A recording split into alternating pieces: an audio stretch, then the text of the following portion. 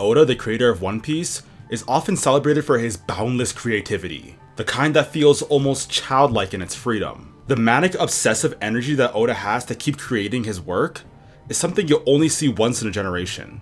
The man has been working consistently on his series for 25 years, despite the fact that it was only supposed to last 5 years. Apparently we're in the home stretch now, but the story keeps on endlessly expanding. He seemingly can't help but put everything that he thinks of in his head onto the page. His editors have to actually keep holding him back. If you didn't know, Punk Hazard was actually supposed to be 2 arcs, one on the fire side and one on the ice side. But eventually in the final draft it just got merged into 1 arc. He keeps throwing more side characters, more plot lines, even using the cover pages to tell every square inch of story that he can tell given the pages that he's given. He wants to go over every square inch of this world that he's developed, and more importantly, he's just developed this insanely intricate and wide world. If you look at the earlier chapters of One Piece, you'll see that the pages and characters are given a lot more space to breathe. You would even get double page panels here and there. But now it feels like Oda's trying to squeeze everything that he can into a single page. His 2 most recent double page panels were almost 10 years apart from each other. There's a certain kind of insanity that Oda possesses that makes him uniquely suited to write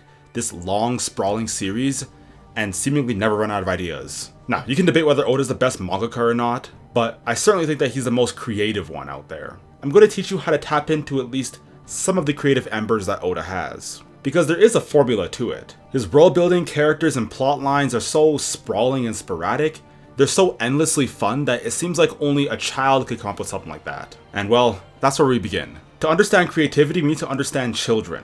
Children have a far more active imagination than adults. This is because they have a less constrained pattern of thought. Basically, kids aren't very smart yet. They know like 7 things and 5 of them probably aren't even true. And because of this, they make up a bunch of stuff along the way. As people become older, they become better at life, and they start developing habits that serve them well in life. As we grow up, we learn what things work and what things don't work, and we converge our thinking only on the things that immediately and obviously work. Because without you realizing, your brain's actually thinking, why be random when you can be right? What has worked 500 times before is probably going to work the 501st time. So why would we try something different? Children haven't developed those first 500 times, so then they think more divergently. See, I lied. Children aren't actually dumb, they're actually geniuses. In a famous study by George Land, children were given a creativity test, and in that test, they overwhelmingly outperformed the adults who took the same test. From ages 3 to 5, 98% of the kids scored so high that they were considered creative geniuses. But by adulthood, only 2% of them retained that creative genius. Kids excel at those tests because they haven't internalized what works and what's correct yet. So they're more likely to freely combine ideas in really unusual ways. This is why in 1972, British progressive rock band Jethro Tull released their 5th album, Thick as a Brick, an epic tale told through the ambitious format of one continuous piece of music. Frontman Ian Anderson credited the fantastical lyrics of the composition to an 8-year-old boy named Gerald Bosdick. The album was so imaginative, it made sense to many that it could only come from the wild mind of a child. Except, here's the twist. It didn't. He just made up that kid. The musician really was that creative. So how do we get this childlike creativity? As an adult, being creative is about connecting dots through seemingly disparate areas. So the first step is to relentlessly consume information. Fill your brain with diverse knowledge. The more raw material you have to work with, the more dots you're able to connect. Oda has childlike creativity, but he also has adult mental bandwidth and information. So upon collecting the raw data, you need to actually do something with it. It's one thing to be a vigilant consumer, but we're actually trying to create things at the end of the day. I would recommend dividing your attention in 2, creating and consuming. So as you're trying to connect the dots, take 2 things and connect everything you can about them. Whether that be physical, philosophical, practical, try and find every connection you can think about. Right now I'm editing a One Piece video, not this One Piece video, but another One Piece video for a client. Earlier today I was also driving. So let's try and merge the 2. When I was driving I saw a sign and oh, One Piece is a story about pirates, and pirates have navigators, and navigators have to navigate themselves. So both pirates and drivers need directions. Both the sign and the navigator help you go from point A to point B. One Piece is about freedom, and since I have a car and I can drive, I have the freedom to go wherever I want in the city. I was listening to music in the car, and Brook is a musician, and Brook's running gag is that he's a skeleton, and cars also have skeletons when you actually get down to their internals. After you do this long enough, you'll find uncanny ways that a car could mix with One Piece. The two of them felt like they didn't have much of a connection at all, but once I started getting into it, you started realizing there's actually more connections than you thought there was. Not all these connections are useful, obviously, but they're getting your head thinking. What we're trying to do is to create a more coherent version of that childlike thinking. This is actually where innovation tends to happen. For example, James Dyson took the concept of a vacuum cleaner and combined it with the mechanics of industrial cyclones to create the first bagless vacuum. Skypiea in One Piece is arguably the most imaginative setting that he's made, and it's actually filled with a lot of Aztec culture and architecture, particularly with Shandora. The tattoos, hairdresses, and war paint are all taken from indigenous American culture. It's also loosely Christian, with Enel caricaturing the Old Testament God archetype. It's also in some heavenly realm above the Four Seas, and there's Four Seas mentioned in Genesis. And even the citizens wear angel attire. It takes some Polynesian and Hawaiian influence with its shells and surfing. I could very easily go on. But you see the pattern? Creativity isn't just about inspiration, it's about recombination. Most things you find imaginative, creative, or insightful are just reconfiguring things that already exist. And you can actually do this yourself right now. Let's continue with our example of cars and One Piece. In One Piece, they get around the water using ships, and cars help me get around land. What if I create a story where I inverted this and I had ships get around on land and I had cars sail around on the ocean? This might be the beginning of a really cool setting of a story I could make. Or it might not. The point is, if you do this enough times, you're gonna find something that's creative and practical. This is actually what I did with my own book if you actually read the preface of it. I love Christianity, and I love working out, so I decided I'd just merge the two. And then I created Muscular Christianity. And people in real life have praised me for making such a creative work. They can't help but buy the book, even if it's just out of sheer curiosity of how I managed to merge the two. And yeah, the cool title and the cool name of the book were certainly major pieces in getting the book off the ground and being able to sell pretty well. And I'm currently working on another book that merges the stories of Catholic saints and heroes of the Bible with sports manga, with the themes of Muscular Christianity. A lot of what we call creativity isn't actually creating new things, it's just building off previous things. It's combining old ideas in a new way. Steve Jobs didn't invent the touchscreen, the cell phone, or the internet. He just merged them all and refined them to create the iPhone. Shakespeare borrowed stories and made them better. Even Einstein used existing theories to build upon them and create his own theories. The Flight brothers copied the designs off birds, and the same idea for submarines. They copied marine life biology and merged it with technology. The next thing you need to do is prove you understand the inner workings of the things. And to do this, I like to create metaphors using the two things. Metaphors are quite literally taking two seemingly disparate things, merge them together, and creating a sensible whole. Think about the metaphor, "This makes my blood boil." You're merging your understanding of kettles and boiling water with your emotions. Your emotions are running hot. Heat is often a necessary ingredient for things to blow up.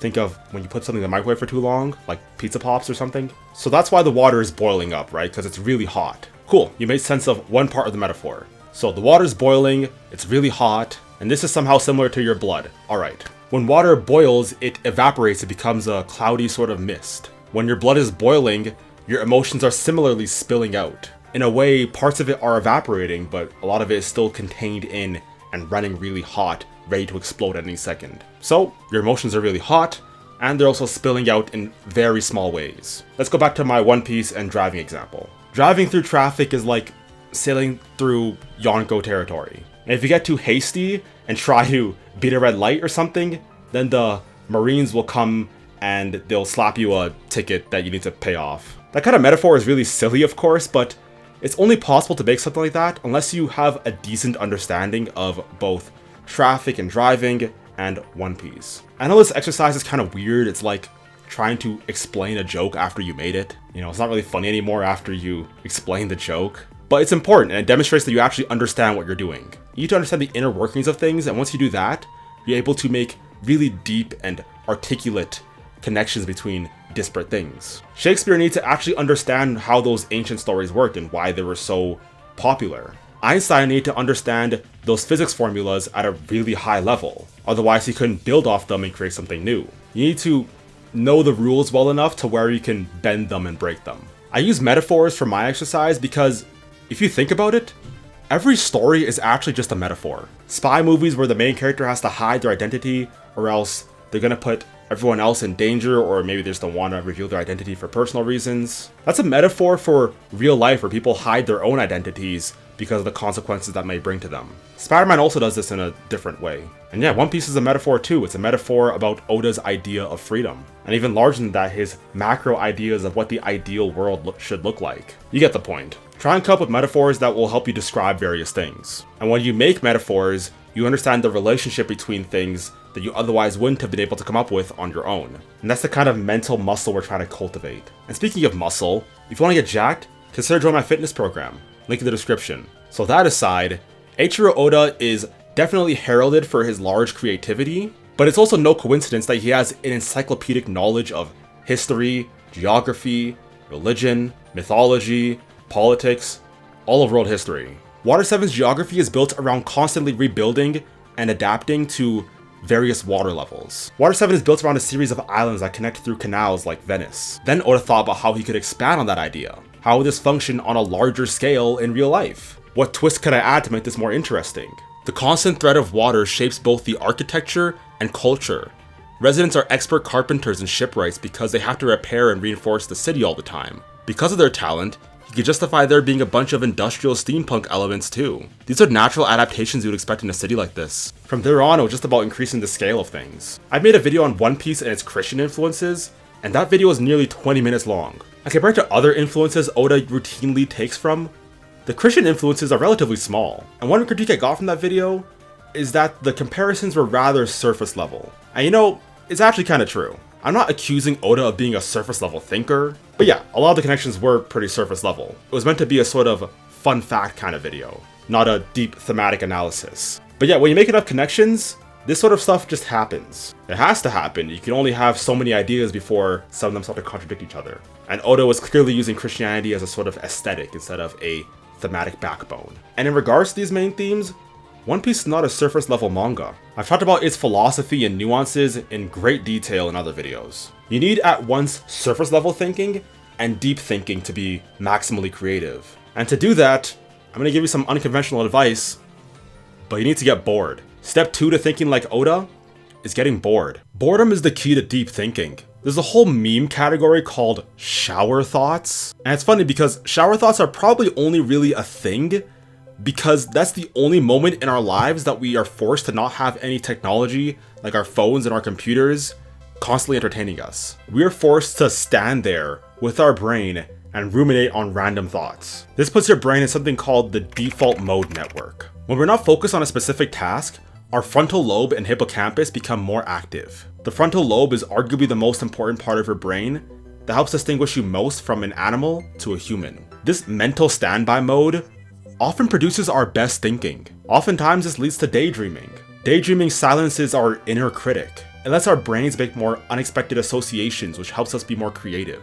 The brain isn't made for non-stop work 10 hours a day. It's long been known that our best productivity comes from short bursts of energy, 20 to 40 minutes, coupled with periods of rest. Pauses let the unconscious mind keep processing. It often ends up doing this quicker and leading to better solutions than if you were to try and brute force it. This is how eureka moments and sudden bursts of insights happen. It's often in the shower, in these long car rides, and on walks. See, boredom isn't a bug that we need to fix, but it's actually a feature. Embracing boredom helps you find meaning and purpose. It's more than a lull. When we step away from distractions, our brain's default mode network starts to kick in. Smartphones and endless streams of media stop us from doing this. This is why studies are actually showing that children are becoming less creative now than they were before. But we can still tap into that again as adults. We can spark contemplation and creativity even when we're much older, even when we lost it when we were younger. And this is why philosophers often sang the praises of going on walks and being in solitude. Nietzsche went as far as to say that all of his worthwhile ideas came to him when he was walking. Immanuel Kant used to go on daily strolls through his village. Jean-Jacques Rousseau said that walking helped him steady his emotions and clear his mind for philosophy.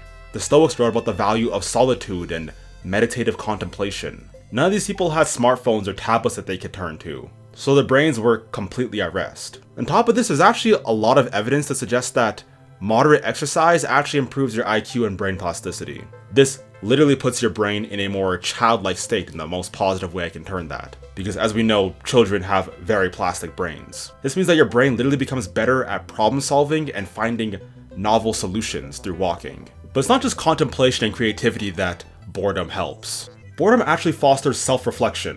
When we step away from the constant stimulation, we're given a chance to actually process our emotions. Eventually we start to clarify our goals and think about the impetus behind our behaviors. Cultivating these mundane moments helps create mental space for us to think about the larger questions of life. See, the default mode network actually facilitates future planning. And what's the furthest thing out from the future? Well, it's your ultimate fate. When we're bored and disengaged with external stimuli, our mind drifts to past experiences and future possibilities. This is why I believe that being bored makes you less depressed and less sad, or at least inspires you to become less sad and less depressed if you use that mental space appropriately. Those external questions like, what's the point of even living, are very important questions that you have to actually resolve at some point in your life. In a sense, this is what happened to Nagi in Blue Lock. After Reo gets him to play soccer, he's no longer melting his mind with phone games. He finds soccer kind of boring at first, but when he loses to Isagi, he suddenly gets a purpose. Before that, he literally had no animation in life, nothing to inspire him.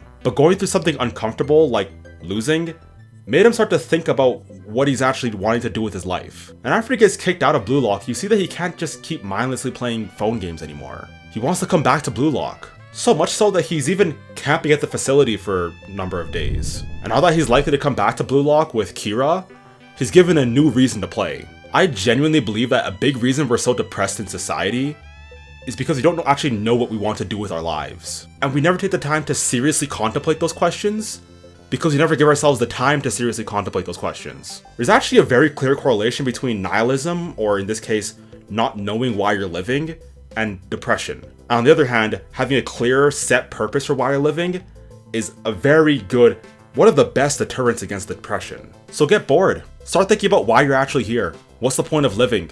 What happens after you die? You can't just ignore this question and hope it goes away, because it's gonna gnaw at you. The longer you hold it off, the worse it's gonna get. And the longer you put it off, the more hollow of a human being you're going to be. And obviously being creative and having a high IQ are two of the best predictors of success in life. And yeah, you need a mix of that horizontal creative thinking and that vertical deep thinking to maximize your potential. First you come up with ideas, and then you meditate on the significance of them and the larger questions that arise from them. That's how you become creative, deep, and compelling. So get bored, become an interesting person, start succeeding in life, become more creative. And if you want to know what the meaning of life is, click this video here. And yeah, join my coaching program if you want to get ripped. Alright, peace, bye.